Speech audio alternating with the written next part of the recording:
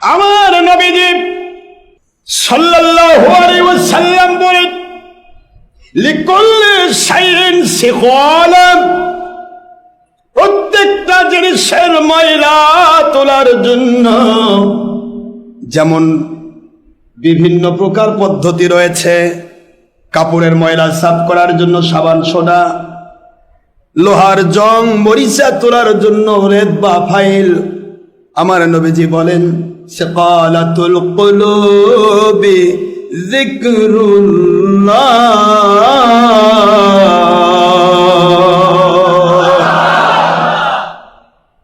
কলবের ময়লা যদি সাফ করতে চাও, ওই কলবের ভিতর আল্লাহ এবং নবীর জিকির ঢোকাও।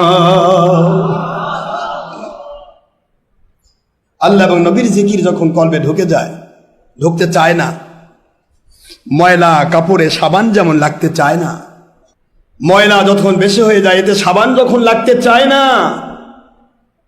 ময়লার গোদাম যখন হয়ে যায় কল্পটা গুনাহ করতে করতে, ওই কল্পের উপরে জিকির, আল্লাহর জিকির, নবীর মহব্বত, নবী প্রেম ঢুকতে চায় না।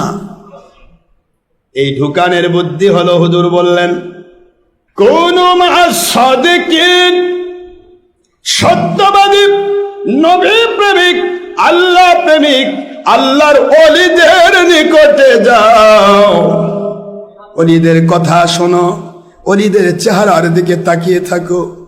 আমার নবীজি সহিহ হাদিস দিয়ে বলেন, তোমরা মনে রেখে দিও, ওলিদের মহব্বত মানুষের অন্তর থেকে ময়লা দূর করে দেয়।